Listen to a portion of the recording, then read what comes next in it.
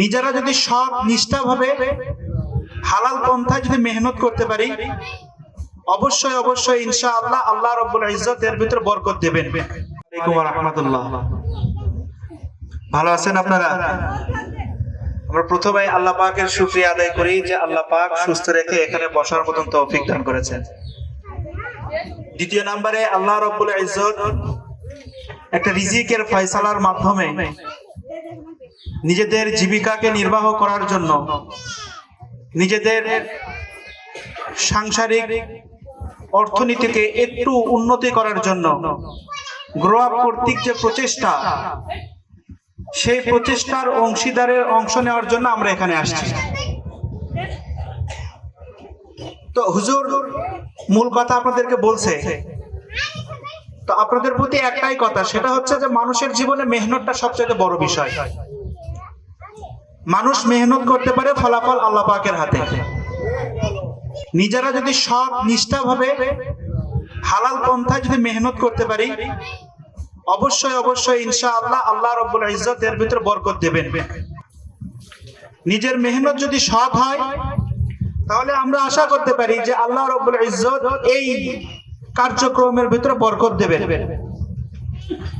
তো গ্রহ কর্তৃক আপনাদেরকে যে পশু দেওয়া হচ্ছে বা যে পণ্যটা আপনারা পাচ্ছেন, এই পশুটাকে বা এই পণ্যটাকে যদি নিষ্ঠার সাথে যদি আপনারা মেহনতের সঙ্গে যদি কাজে লাগাইতে পারেন, ইনশাআল্লাহ আশা করা যায় যে আল্লাহ রাব্বুল ইজ্জত এর মাধ্যমে আপনাদেরকে আর্থিকভাবে একটা বরকতের ফয়সালা করবেন ইনশাআল্লাহ।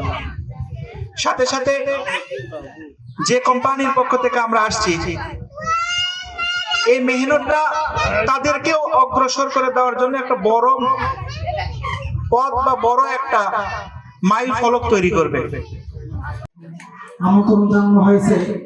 আমরা দুই একটি কথা এখানে বলব, সেটি হচ্ছে এই দুনিয়ার মধ্যে সব মানুষ আসার পরে ঈমান, নামাজ, কালামের পরে একটা বড় বিষয়, সেটি হচ্ছে আমি খাবো এবং আমার বাচ্চাদেরকে খাওয়াবো, এটাই তো নাকি?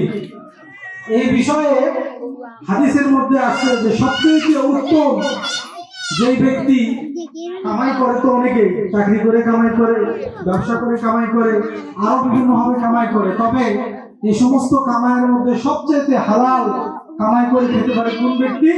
বলে যে ব্যক্তি নিজের হাতের দ্বারা কামাই করে, অর্থাৎ দুই হাত দিয়ে মা বোনরা সেলাই করে কি বানায়, বিভিন্ন ধরনের টুপি, কাপড় ইত্যাদি বোনায়, এরপরে আমার ভাইয়েরা তারা খলিশা ইত্যাদি বোনায়, এরপরে বীজ বপন করে, ধান চাষ করে, এগুলো হাতের কর্ম।